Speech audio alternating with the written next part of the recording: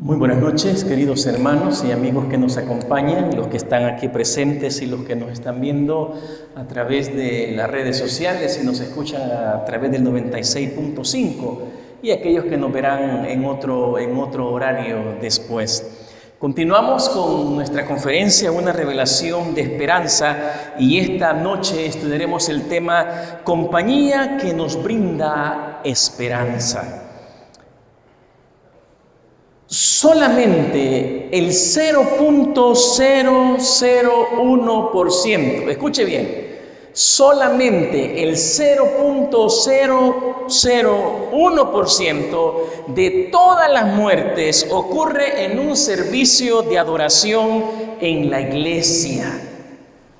Y no están relacionados, y todos estos generalmente están relacionados a desórdenes físicos previos.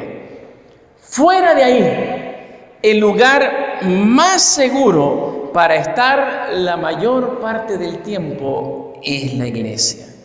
Bueno, hay un lugar que es mucho más seguro y es en un estudio bíblico.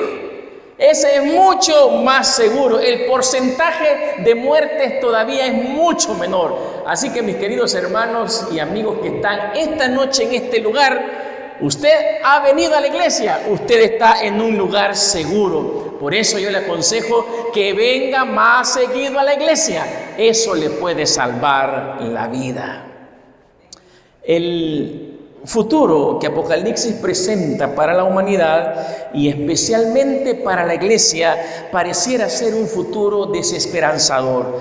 Pero la figura regia, sacerdotal de Cristo, caminando entre los 7 candelabros y con 7 estrellas en su mano, nos ha recordado a nosotros el tierno cuidado que el Señor tiene con quienes han hecho un pacto de salvación con Él. Anoche hablábamos de la estructura del libro de Apocalipsis y mencionábamos que hay 3 grandes estructuras o 3 grandes divisiones. Esta noche nos vamos a concentrar en la primera, los mensajes a las 7 iglesias de los días de Juan. Y aquí vemos 2 escenas, el Cristo glorificado que se vio en el capítulo 1, verso del 9 al 20, lo vimos anoche, vimos parte de eso, y luego están los 7 mensajes a las iglesias. Vamos a estudiar esa primera estructura. Después de aquellas palabras tranquilizadoras que Jesús le dio a Juan, ¿se recuerdan ustedes? Allí en el capítulo 1, versículos 17 y 18, no temas. Yo soy el primero y el último, y el que vivo y estuve muerto, mas he aquí que vivo por los siglos de los siglos. Amén. Y tengo las llaves de la muerte y el Hades. Jesús entonces comisiona a Juan y le dice que escriba las cosas que le va a revelar y que eso que escriba se lo mande a las 7 iglesias. Aquí en este mapa nosotros podemos ver cómo estaban en orden esas 7 iglesias de Efeso, Esmirna, Pérgamo, Tiatira, Sardis, Filadelfia y la Odisea, en parte de lo que ahora es Turquía y se le conocía como la provincia de Asia del Imperio Romano. Vemos nosotros que aquí está Patmos y las 7 iglesias están en orden. Y en ese orden se dieron los mensajes que aparecen en el capítulo 2 y 3 del libro de Apocalipsis. Fue un mensaje dirigido a una iglesia individual, aparentemente, pero también el mensaje de cada iglesia debía ser leída en las otras 6 iglesias. En esta ocasión no vamos a analizar en detalle cada una de las iglesias. Más bien vamos a analizar las 7 cartas como un todo. Aunque esos 7 mensajes tuvieron la intención de ser para esas iglesias reales que hemos mencionado, realmente esos mensajes, hermanos, trascienden el tiempo y el lugar.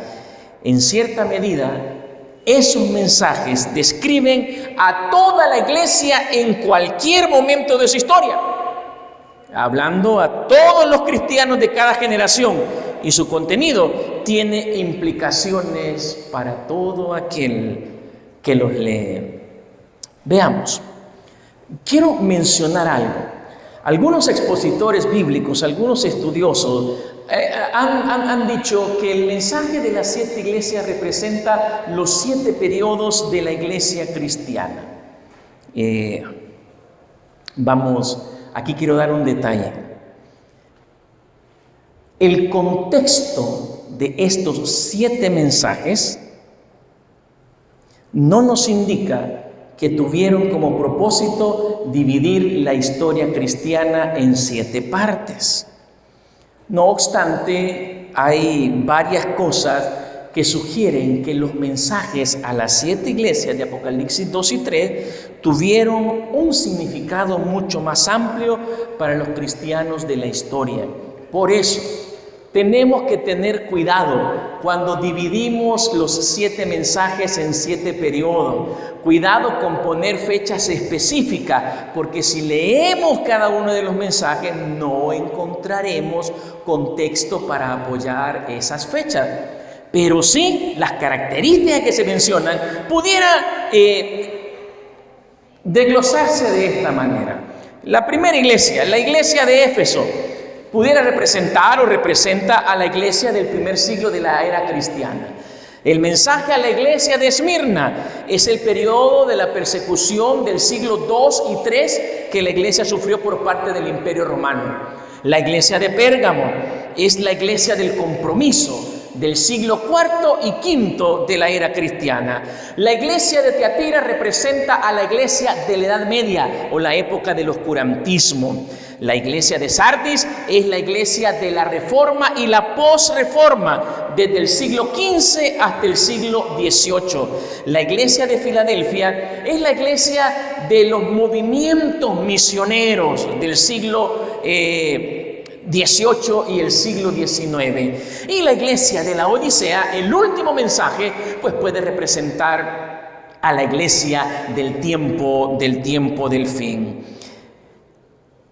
La estructura del mensaje de las 7 iglesias es similar. Al leer cada uno de esos 7 mensajes vamos a encontrar esta estructura. Primero aparece un destinatario, después aparece una descripción de Jesús. Les doy un detalle: cada una de las descripciones que aparecen para cada una de las iglesias, la mayoría de ellas tiene su contraparte en el capítulo 1, cuando Juan ve a Jesús, porque es el mismo Jesús el que está presentando este mensaje. Luego está la evaluación que hace Jesús de la iglesia. Yo te conozco, dice el Señor. Después el consejo de Jesús que da a cada una de estas iglesias. Luego un llamado a escuchar al Espíritu Santo y el llamado que éste tiene para nosotros. Y finalmente la promesa del vencedor. Tristemente algunos predicadores se centran en los defectos, se centran en las cosas negativas de estas iglesias. Pero lo que el Señor Jesús quiere decir es: sí, tú tienes esto malo, pero aquí estoy yo. Yo te puedo ayudar y conmigo tú puedes ser más que vencedor. En este estudio de esta noche pretendemos concentrarnos en ello. No vamos a ver todas las divisiones, pero sí las más importantes. En primer lugar, tenemos que entender que en estos mensajes a las 7 iglesias, el Señor dice a las iglesias, y te dice a ti y me dice a mí: yo te conozco. Esas 7 iglesias son similares a nosotros, hermanos, llenas de problemas, llenas de dificultades, llenas de defectos. Y Jesús conocía cada uno de sus problemas, cada uno de sus pecados, de sus debilidades, así como conoce los tuyos y los míos. Lo impresionante de esta situación es que Jesús, a pesar de que me conoce, a pesar de que yo soy un pecador, Él no me abandona. ¿Entiendes eso? Tú puedes ser el pecador más grande, pero Jesús no te abandona, sigue caminando en medio de nosotros y nos sigue sosteniendo con su mano derecha. Veamos las 7 iglesias, el mensaje a cada una de ellas. ¿Cómo es que Jesús le dice: yo te conozco? ¿Qué conoce Jesús de esas iglesias? Pero veamos también cómo se presenta Jesús. Veamos en primer lugar la iglesia de Éfeso. La pobre iglesia de Éfeso tenía amenazas de falsos maestros y había perdido su primer amor. Por eso Jesús se presenta a la iglesia de Éfeso Y viene a ella como aquel que tiene las 7 estrellas en su diestra, que anda en medio de los 7 candelabros. Él tiene el control de la iglesia cuando se lo permitimos. Él tiene el control de la historia de este mundo. Él puede tener el control de tu vida también. La iglesia de Esmirna, pobre iglesia de Esmirna, sufre una terrible persecución. ¿No te ha pasado a ti? Lo de tu misma casa, lo de tu misma iglesia, lo de tu mismo trabajo. Pero Jesús se presenta adecuadamente a esta iglesia como aquel que estuvo muerto, pero volvió a la vida. Les asegura que Él mismo ha experimentado persecución, así como ellos, pero ha salido vencedor. La pobre iglesia de Pérgamo tenía persecución de afuera, pero también tenía falsos maestros adentro. Cuidado. Muchos falsos maestros se están levantando en Facebook. Muchos falsos maestros se están levantando en YouTube. Muchos falsos maestros se están levantando de entre aquellos que antes nosotros confiábamos en su mensaje. No es extraño. Por eso Jesús se presenta como aquel que tiene una espada aguda de 2 filos, hermano. Como la Gillette, ¿verdad? Que corta revés y derecho. Y con un filo, el Señor cortará y castigará a los perseguidores externos. Pero con el otro filo, castigará a aquellos que están dentro de la iglesia y quieren hundir a la misma iglesia.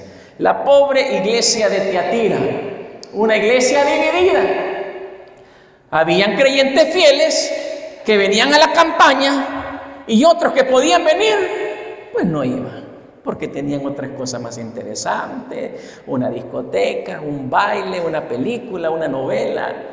Personas que vivían un cristianismo a medias. Jesús viene a esa iglesia con ojos penetrantes. En la descripción que hace Juan, hay una descripción muy interesante. ¿Saben qué dice Juan? Que Jesús tenía los ojos. ¿Saben de qué color dice Juan que los tenía? Como fuego, como llama de fuego. ¿Alguien sabe de qué color es la llama de fuego? ¿Ah?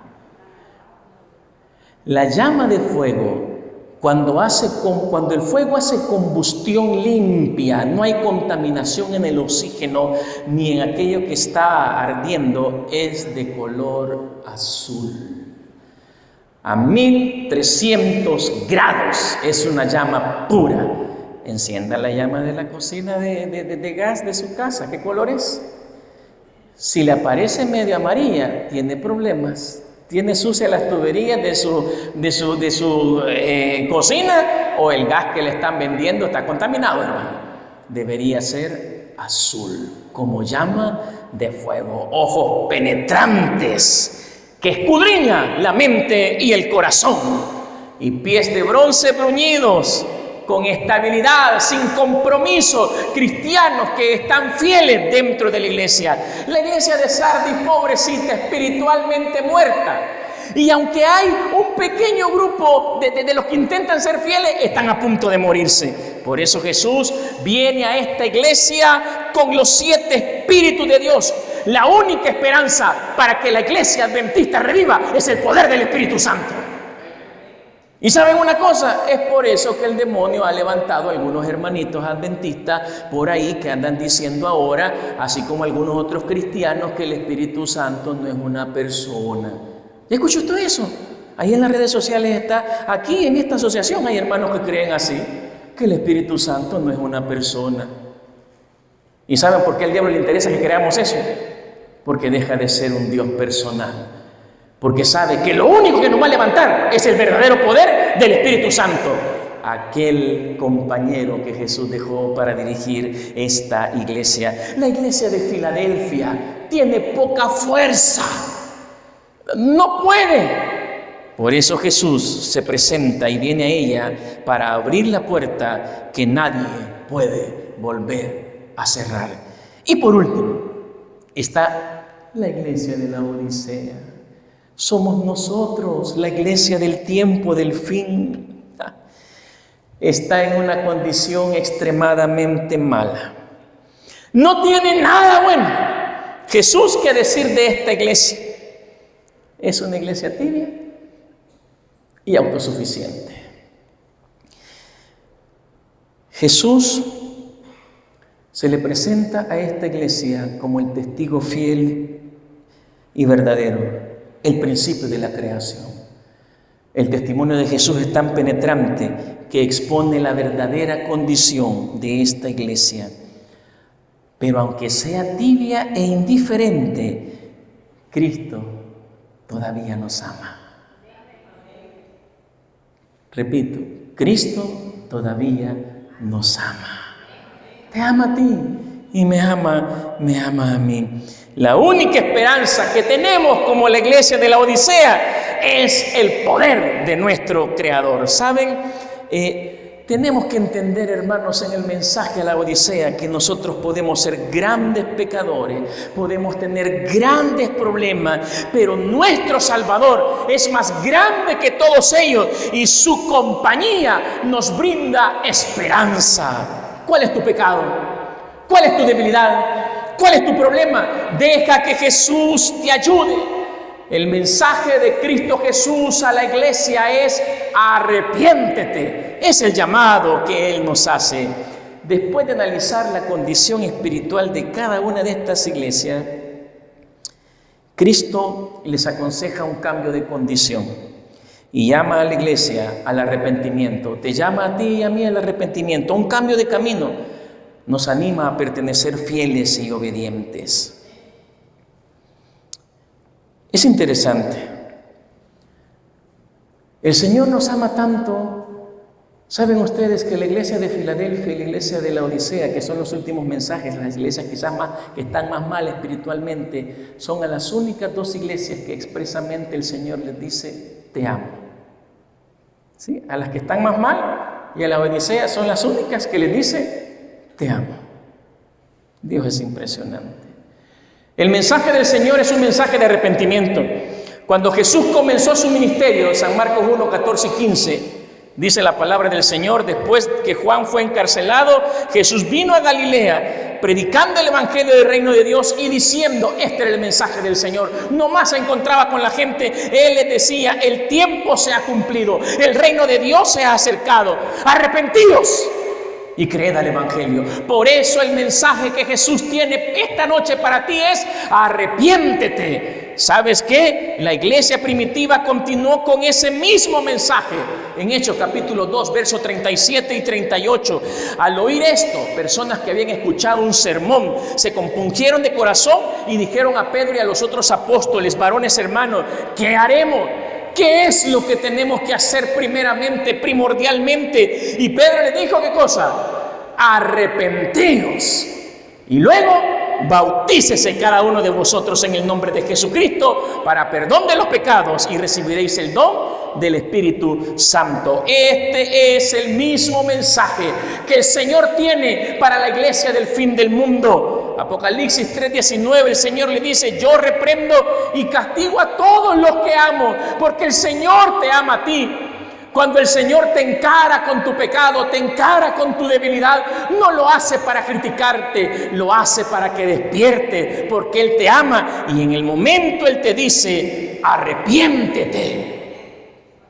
Dios desea que esta misma noche nosotros nos arrepintamos. ¿Qué es el arrepentimiento? El arrepentimiento es dar vuelta y romper con la situación presente. El arrepentimiento significa una inversión de dirección de la vida a fin de que podamos ver a Dios, que Dios sea la prioridad en nuestra vida. El Señor no se centra en las debilidades. El Señor se centra en lo que Él puede hacer por tu vida. Y a cada iglesia anima y le ofrece un premio. Mire, podemos ver aquí los premios que el Señor ofrece a los victoriosos. Solo les voy a dar un detalle. El mensaje de: hey, tú tienes esto malo, en las 7 iglesias va desde poquito malo hasta terriblemente malo.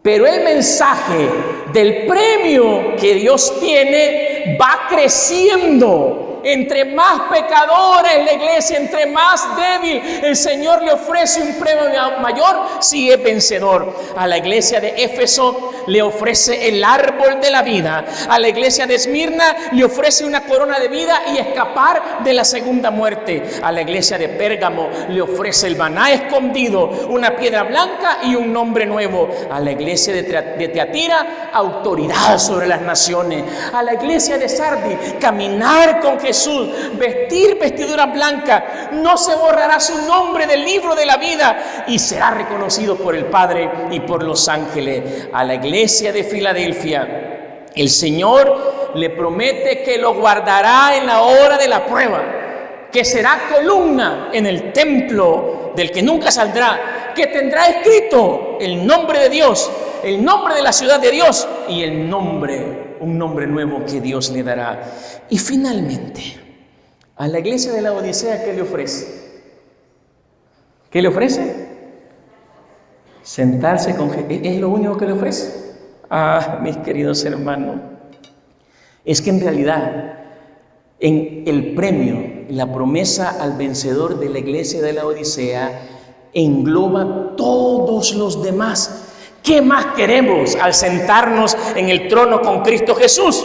Sentarnos en el mismo trono que Jesús significa tenerlo todo. Nada menos que eso. Tenemos que entender esta promesa que le hace a la iglesia de la Odisea. Los tronos en los tiempos de Juan del cercano oriente no eran tronos como nosotros los conocemos ahora, que tenían un solo lugar para sentarse. No, eran tronos así, tipo sofá. Así que por eso Jesús nos dice que Él está sentado y que nos dará oportunidad de sentarnos a su lado, en el mismo trono. ¡Qué privilegio! ¿No lo crees? Esa es la promesa para el vencedor. Al fiel pueblo de Dios se le promete una parte con Jesús en su trono. ¿Por qué el Señor le promete un premio tan grande a la iglesia más desobediente? A nosotros, para que se cumpla lo que Pablo escribió en Romanos 5:20. Mas cuando el pecado abundó, ¿qué pasó con la gracia? Sobreabundó.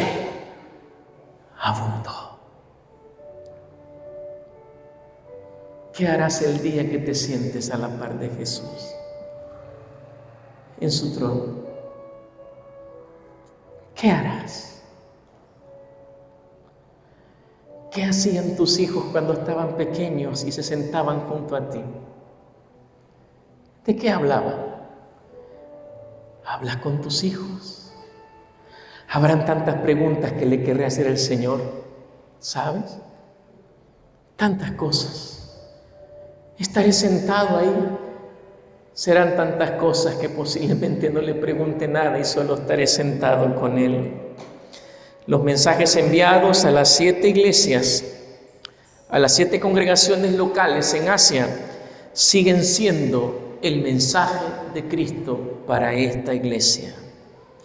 Tienen importancia tanto para la iglesia local y la universal, como también para los cristianos de todas partes y en todos los tiempos de la historia de la iglesia.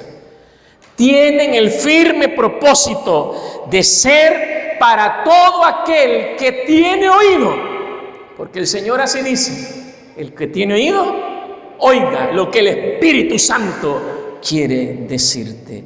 Esta noche el Espíritu Santo está tocando la puerta de tu corazón. En el último mensaje a la última iglesia, el Señor dice: he aquí, yo estoy a la puerta y llamo. Entendamos que la forma griega de esta frase, y llamo, es que Jesús siempre está llamando. Él no se cansa. Es el sembrador todoterreno que todos los días sale a sembrar. Y aunque a veces la semilla cae en terreno infértil, entre piedras, entre espinos, el sembrador no se cansa de sembrar, hasta que un día una semilla subversiva entra en una grieta y encuentra tierra buena en tu corazón. Y la salvación nace en ti. Yo estoy siempre a la puerta llamando, dice el Señor. Si alguno en algún momento oye mi voz y abre la puerta, entraré a Él y cenaré con Él y Él conmigo. ¿A qué va a entrar Jesús? Es interesante que el pasaje dice que va a entrar ¿a qué? ¿A qué entra? Qué raro, ¿verdad? Porque algunos pensarán que Jesús, cuando nosotros le aceptamos, Él va a entrar para decirnos, uy, mira estos pecados que tenía, y tenés que cambiar esto, y tenés que cambiar lo otro, y tenés que... A veces así pensamos que hace Jesús, ¿verdad? Pero ¿a qué entra Jesús, dice? A cenar. ¿Qué significa eso?